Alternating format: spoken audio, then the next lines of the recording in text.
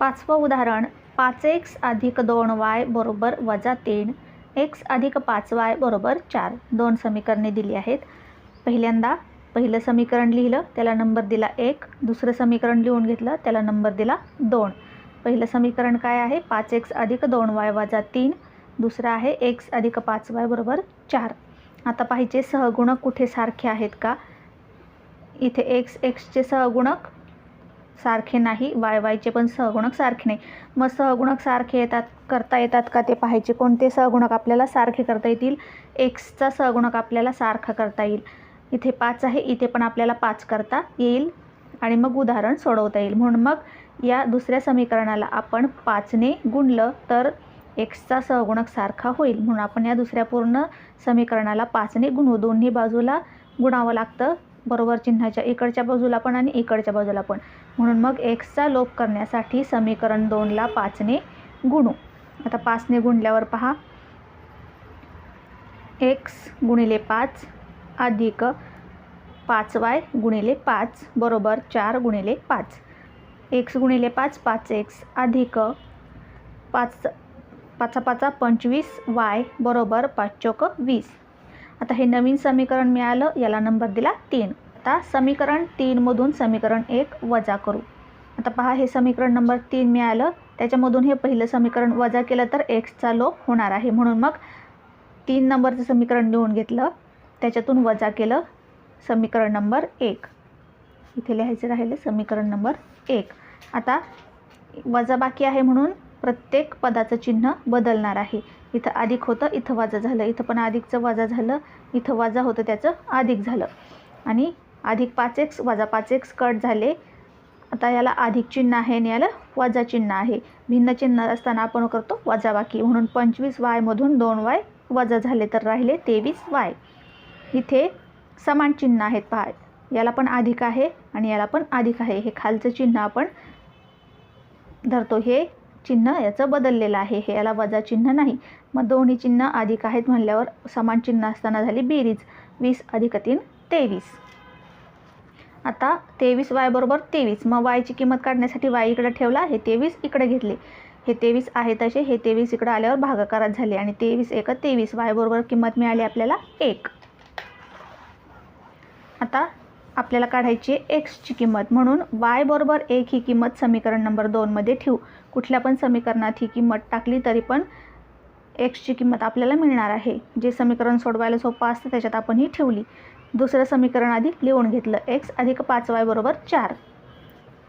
x आहे तसा, yची किंमत टाकली 1 आणि 4 आहे तसे. x आहे तसा 5 गुणिले 1 5, 4 आहे तसे. x इथे ठेवला. आता हे 5 अधिक आहेत, इकडं आल्यावर होतील वजा, म्हणून हे 4 आहे तसे आणि हे इकडं 5 आल्यावर इकडं झाले वजा. आणि हा x आहे तसा, दोन्हींना वेगळे चिन्ह आहेत, भिन्न चिन्ह आहेत. 4ला अधिक आहे, याला वजा आहे, म्हणजे झाली वजा बाकी. 5 मधून 4 गेले, उत्तराला मोठ्या पदाचं चिन्ह 5चं म्हणजे आले -1.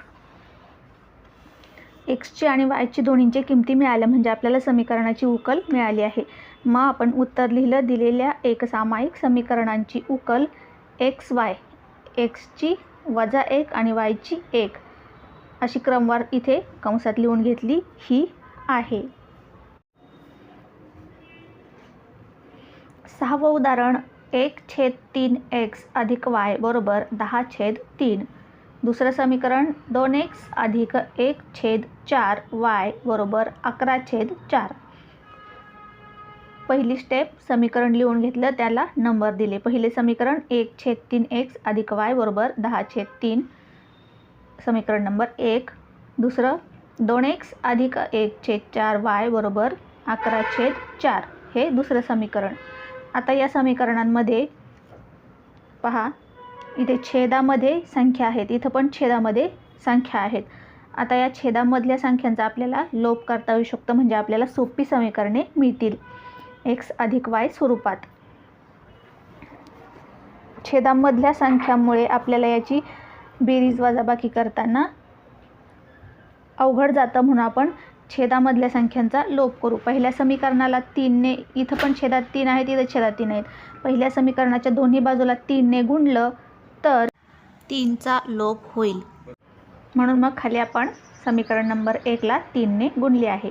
पहा, समीकरण 1ला सोपे रूप देऊ. म्हणजेच काय करू पहा, समीकरण नंबर 1 लिहून घेतलं. 1/3 x अधिक y बरोबर 10/3. आता या स्टेपमध्ये आपण समीकरणाच्या प्रत्येक पदाला 3ने गुणला आहे. पहा, 1/3 x गुणिले 3 अधिक दुसरं पद y गुणिले 3 बरोबर इकडे 10/3. समीकरणाच्या प्रत्येक पदाला 3ने गुणून.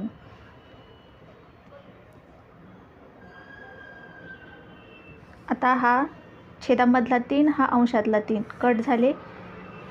इकडे सुद्धा छेदामधला 3 आणि अंशातले 3 कट झाले. आता काय राहिलं पहा, 1 गुणिले x अधिक y गुणिले 3y बरोबर हे छेदामधले आणि अंशामधले कट झाले. इथं राहिले फक्त 10. नवीन समीकरण मिळालं आपल्याला x अधिक 3y बरोबर 10. याला आपण समीकरण नंबर 3 नाव दिलं. पहा, या समीकरणापासून सोपं समीकरण आपण मिळवलं. आता समीकरण 2ला सोपे रूप देऊ. समीकरण नंबर 2 पहा काय आहे ते आपण लिहून घेतलं आहे. 2x अधिक 1/4y बरोबर 11/4. इथं पण छेदामध्ये 4 आहेत, इथं पण छेदामध्ये 4 आहेत. याचा आपण लोप करू शकतो. कसं, या समीकरणाच्या दोन्ही बाजूंना आपण जर 4ने गुणलं तर समीकरणाच्या या बाजूच्या प्रत्येक पदाला आणि या बाजूच्या प्रत्येक पदाला आपण 4ने गुणू. म्हणून मग या स्टेपमध्ये आपण प्रत्येक पदाला 4ने गुणले आहे. पहिलं पद 2x गुणिले 4 अधिक दुसरं पद 1/4y गुणिले 4 बरोबर चिन्हाच्या इकडचं पद 11/4 गुणिले 4. पुढे लिहिले समीकरणाच्या प्रत्येक पदाला 4ने गुणून. आता या 4 सोबत इथे गुणाकाराचं चिन्ह आहे म्हणून हे 4 कट होतील. 4 हे छेदात आहेत, हे अंशात आहेत. हे छेदातले आणि हे अंशातले कट झाले. आता इथं काय राहिले पहा, 2x गुणिले 4 किती 8x अधिक y गुणिले 1y म्हणजेच y. हे 4 कट झाले आहेत आणि इकडे 4 कट झाले, फक्त 11 राहिले आहेत. म्हणजे इकडे 11. म्हणजे या समीकरणापासून आपण सोपं समीकरण मिळवलं आहे. पहा काय आलं आहे, 8x अधिक y बरोबर 4. याला नंबर दिला आपण समीकरण नंबर 4.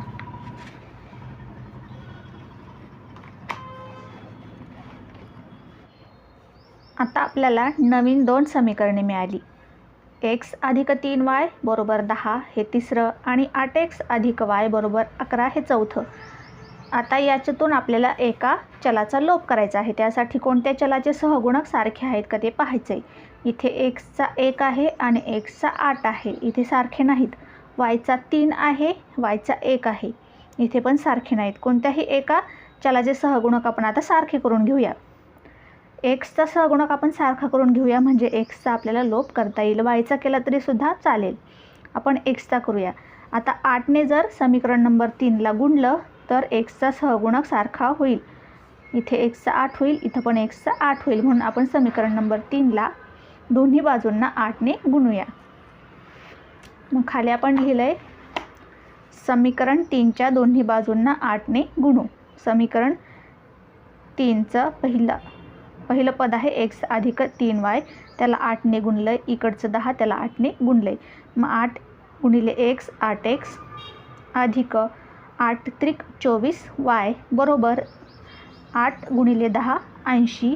याला नंबर आपण दिला 5. हे नवीन समीकरण मिळालं. तिसऱ्या समीकरणापासून आपल्याला याला नंबर दिला समीकरण नंबर 5. आता एक्सचा लोप करण्यासाठी आपण समीकरण नंबर 5मधून समीकरण नंबर 4 वजा करणार आहोत. पहा, हे नवीन मिळालेलं समीकरण नंबर 5 लिहून घेतलं. त्यामधून चौथं समीकरण वजा केलं आणि वजाचं चिन्ह आहे म्हणून इकडचे सगळे चिन्ह आता बदलणार. इथे अधिक आहे, इथं वजा झालं. इथं अधिक आहे, इथं वजा झालं. इथं अधिक आहे, इथं वजा झालं. अधिक 8x आणि वजा 8x गेले. इथे अधिक 24 आणि वजा y भिन्न चिन्ह आहेत म्हणजे वजाबाकी होईल. 24मधून 1y गेला तर किती राहिले 23y. 24y मधून 1y गेला तर 23y राहिले. आता इथे पण 80ला अधिक चिन्ह आहे, 11ला वजा चिन्ह आहे. इथं पण वजाबाकी होईल म्हणजे 80तून 11 गेले, खाली राहिले 69. इकडे आले 23y बरोबर 69. आता वायची किंमत काढण्यासाठी वाय इकडं ठेवला, 23 बरोबर चिन्हाच्या इकडं पाठवले. हे एकसंत्र आहे तसे लिहून घेतले. 23 इकडे गुणाकारात आहे, तिकडे आल्यावर झाले भागाकारात. आणि 23 त्रिक 69 म्हणून वायची किंमत मिळाली आपल्याला 3. आता आपल्याला काढायची आहे एक्सची किंमत. मग वाय बरोबर 3 ही किंमत समीकरण नंबर 3मध्ये ठेवू. कुठल्या पण समीकरणात ठेवली तरी चालते, आपण 3मध्ये ठेवली आहे. तिसरं समीकरण लिहून घेतलं, x अधिक 3y बरोबर 10. x आहे तसा ठेवला, अधिक 3 गुणिले वायची किंमत किती आहे 3 म्हणून गुणिले 3. 3 गुणिले 3 बरोबर 10. आता हे आपण सोडून एक्सची किंमत काढूया. एक्स अधिक 3 गुणिले 3, 3 त्रिक 9 बरोबर 10 आले. आता एक्स इकडे ठेवला, अधिक 9 बरोबर चिन्हाच्या इकडे गेले तर ते झाले -9. एक्स आहे तसा 10तून 9 वजा झाले, खाली आला 1. एक्सची किंमत मिळाली आपल्याला 1. म्हणजेच एक्स आणि वाय दोन्हीच्या किमती मिळाल्या, म्हणजे समीकरणाची उकल आपण काढली. म्हणून खाली उत्तर लिहिलं, दिलेल्या एक सामायिक समीकरणांची उकल एक्स वाय बरोबर 1, 3 ही आहे. आता 7वं उदाहरण, 99x अधिक 101y बरोबर 499.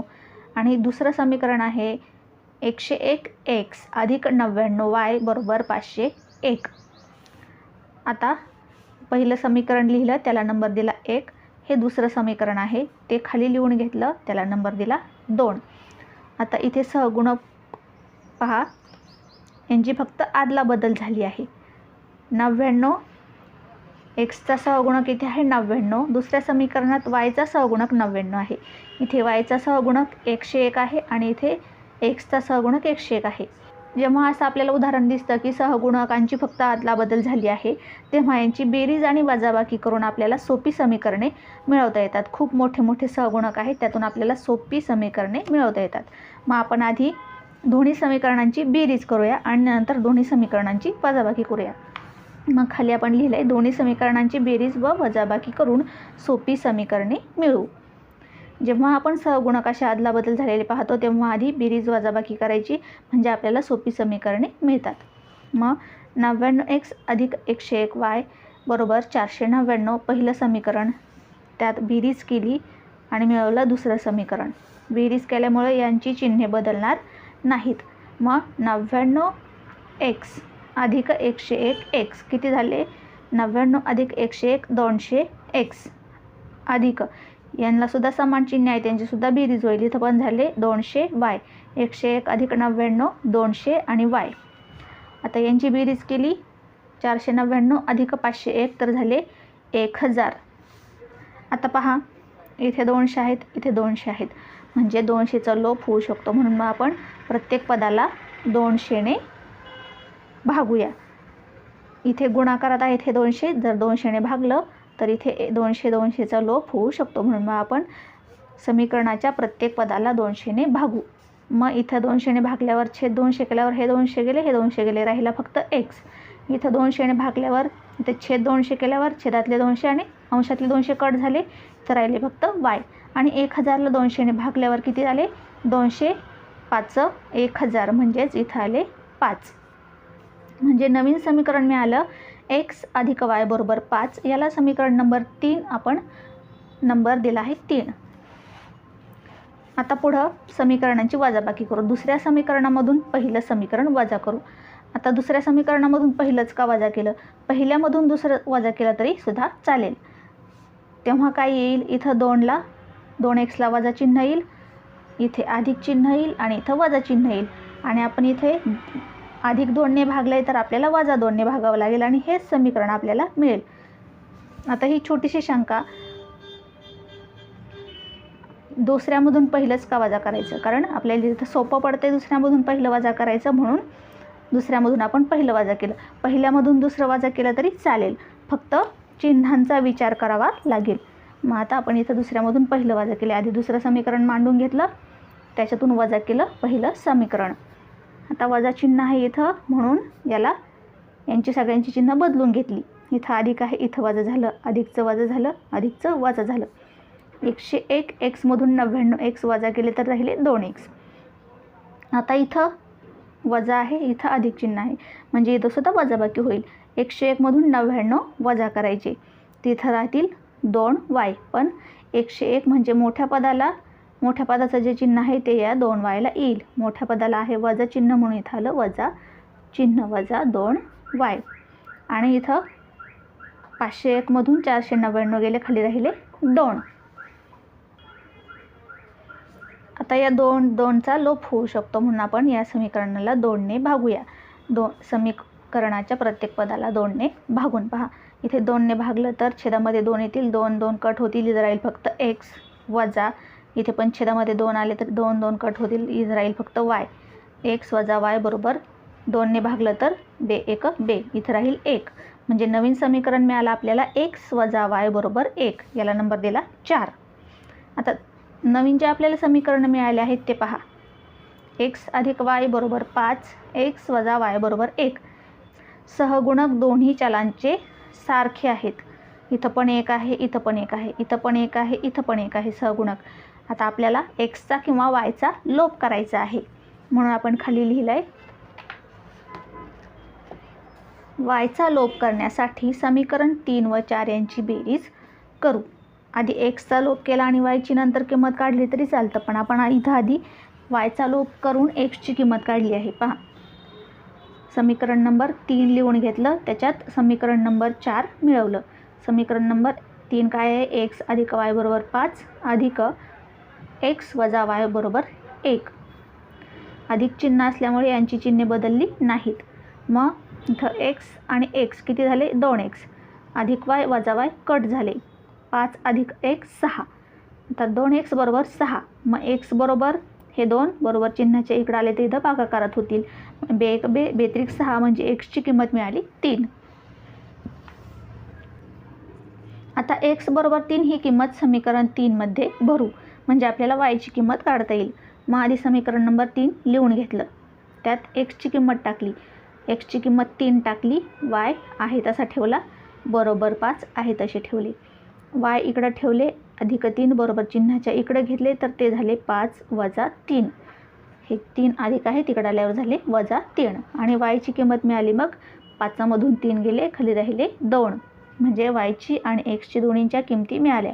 म्हणून मग खाली लिहिले, दिलेल्या एकसामायिक समीकरणांची उकल xची 3 आणि yची 2 ही आहे.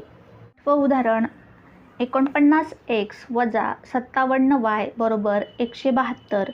आणि दुसरं समीकरण आहे 57x वजा 49y बरोबर 252. आणि पेपरमध्ये आपल्याला अशा प्रकारचा प्रश्न विचारलेला आहे की x अधिक y आणि x वजा yच्या किमती काढा.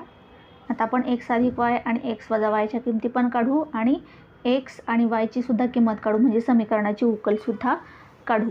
आता पहा, इथे पण पहा, आपण समीकरण नंबर 1 लिहून घेतलं, त्याला 1 दिला नंबर.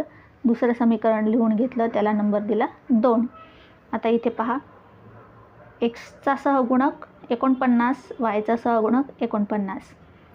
इथे xचा सहगुणक 57, yचा सहगुणक 57. म्हणजेच फक्त सहगुणकांची आदलाबदल झाली आहे. अशा वेळी आपण काय करतो? समीकरणाचं सोपं रूप मिळवतो. म्हणजेच आधी या समीकरणांची बेरीज वजाबाकी करतो आणि मग त्यातून आपल्याला समीकरणांचं सोपं रूप मिळतं.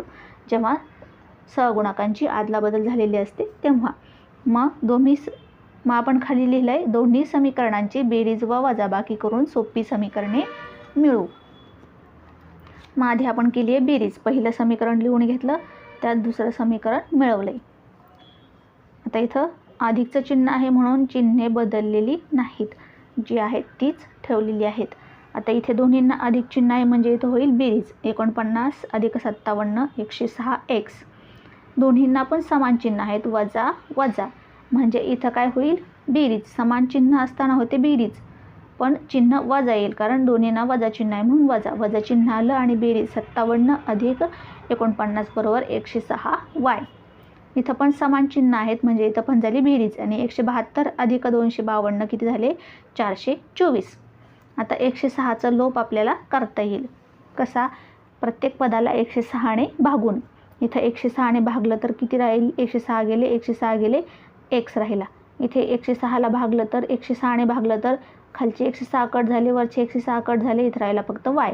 आणि इथे 106ने भागलं तर येतील 4. 106 चोक 424 म्हणून इथं आले 4. म्हणजे नवीन समीकरण मिळालं x वजा y बरोबर 4. काय केलं आपण? प्रत्येक पदाला 106ने भागलं. नवीन समीकरण मिळालं, त्याला नंबर दिला समीकरण नंबर 3. आता बेरीज केली, आता एकदा वजाबाकी करायची म्हणजे दुसरं सोपं समीकरण आपल्याला मिळतं. पहा, पहिलं समीकरण लिहिलं, त्यातून दुसरं वजा केलं, दुसऱ्यातून पहिलं वजा केलं तरी चालेल, जे सोपं वाटेल ते करायचं. पहिलं समीकरण लिहिलं, त्याच्यातून दुसरं वजा केलं. वजा चिन्ह आहे म्हणून प्रत्येक पदाची चिन्ह बदलून घेतली. इथं अधिक होतं, वजा झालं, वजा होतं, अधिक झालं, अधिक होतं, वजा झालं. आता याला अधिक चिन्ह आहे, याला वजा चिन्ह आहे. भिन्न चिन्ह असताना वजाबाकी होते म्हणून वजाबाकी केली. 57मधून 49 गेले, खाली किती राहिले? 8. पण मोठ्या पदाचं चिन्ह द्यावं लागतं. मोठ्या पदाला 57ला चिन्ह आहे वजा, म्हणून आपण इथं 8xला वजा चिन्ह दिलं आहे. आता इथे पण भिन्न चिन्ह आहेत, वजा 57 आणि अधिक 49. इथे पण वजाबाकी होईल, मग राहिले 8y. 57मधून 49 गेले, 8y राहिली. इथं पण मोठ्या पदाचं चिन्ह द्यावं लागेल. मोठं पद आहे 57, याला आहे वजा चिन्ह म्हणून इथं पण वजा चिन्ह दिलं. आता इथं पण भिन्न चिन्ह आहेत, इथं अधिक आहे आणि इथं वजा आहे, म्हणजे वजाबाकीच होईल. म्हणजे 252मधून 172 गेले, खाली राहिले 80.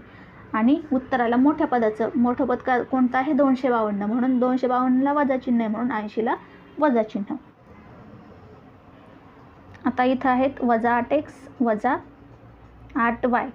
हे 8 म्हणजेच वजा 8 यांचा आपल्याला लोप करायचा आहे. कसं होईल? प्रत्येक पदाला वजा 8ने भागलं तर, मग इथं वजा 8ने भागलं तर खालचे वजा 8, वरचे वजा 8 कट होतील, इथं राहिला x. इथं 8ने भागलं तर, वजा 8ने भागलं तर खालचे वजा 8, वरच्या वजा 8 कट होतील, इथं राहील फक्त y. आता इथे वजा 8ने भागलं तर 8 1 8, 8 10 80 आणि वजा वजा चिन्ह आहे म्हणून 10ला येईल अधिक चिन्ह, म्हणून इथं आले 10. म्हणजे नवीन समीकरण मिळालं आपल्याला x अधिक y बरोबर 10. कसं मिळालं? प्रत्येक पदाला वजा 8ने भागल्यामुळं. आता या समीकरणाला नंबर दिला 4. आता नवीन मिळालेले समीकरण पहा, x वजा y बरोबर 4 तिसरं समीकरण आणि x अधिक y बरोबर 10 हे चौथं समीकरण. याच्यात सहगुणक पहा, इथं 1 आहे xचा, इथं पण xचा 1 आहे, इथं yचा 1 आहे, इथं पण yचा 1 आहे. कुठल्याही चलाचा लोप केला तरी चालेल, कारण सगळ्यांचे सहगुणक सारखे आहेत, म्हणून आधी आपण yचा लोप करूया. मग खाली yचा लोप करण्यासाठी समीकरण 3 व 4 यांची बेरीज करू असं आपण लिहिलं आहे. मग समीकरण 3 आणि 4ची इथं बेरीज मांडली. समीकरण नंबर 3 लिहिलं, नंतर 4 लिहिलं, त्याच्यात चौथं समीकरण मिळवलं तिसऱ्यामध्ये. मग 2 इथं बेरीज होईल, समान चिन्ह असताना बेरीज होते. x आणि x झाले 2x. इथं वजा आहे, इथं अधिक चिन्ह आहे म्हणजे वजाबाकी होईल, म्हणजे y मधून y गेला, खाली राहिले 0. इथं दोन्हीना समान चिन्ह आहे म्हणजे 10 अधिक 4 14 झाले. तर 2x बरोबर 14, मग x बरोबर 7. हे 2 इकडे घेतले तर इकडे भागाकारात होतील आणि बे 1 बे, बे 7 14, म्हणून xची किंमत मिळाली आपल्याला 7. आता x बरोबर 7 ही किंमत समीकरण नंबर 4मध्ये भरू. कोणत्याही समीकरणात भरले तरी चालेल. मग समीकरण नंबर 4 लिहून घेतलं, xची किंमत टाकली 7, yची किंमत काढायची आहे म्हणून आहे तसं लिहिला, 10 आहे तशी लिहिले. y इकडे ठेवला, अधिक 7 बरोबर चिन्हाच्या इकडे घेतले, हे 10 आहे तसे आणि हे 7 अधिक होते, इकडे आल्यावर झाले वजा, म्हणजे 10तून 7 गेले, खाली राहिले 3. yची किंमत मिळाली 3. म्हणजे दोन्ही चलांची समीकरणातील किंमत मिळाली, xची 7 आणि yची 3. म्हणजे समीकरणांच्या आपण उकली काढल्या. म्हणून खाली उत्तर लिहिलं आपण, दिलेल्या एक सामायिक समीकरणांची उकल x y बरोबर xची 7 आणि yची 3 ही आहे. अशा प्रकारे हा पूर्ण सराव संच आपण आज सोडलेला आहे. पुढचे सराव संच पाहण्यासाठी आपल्या चॅनलला नक्की सबस्क्राईब करा.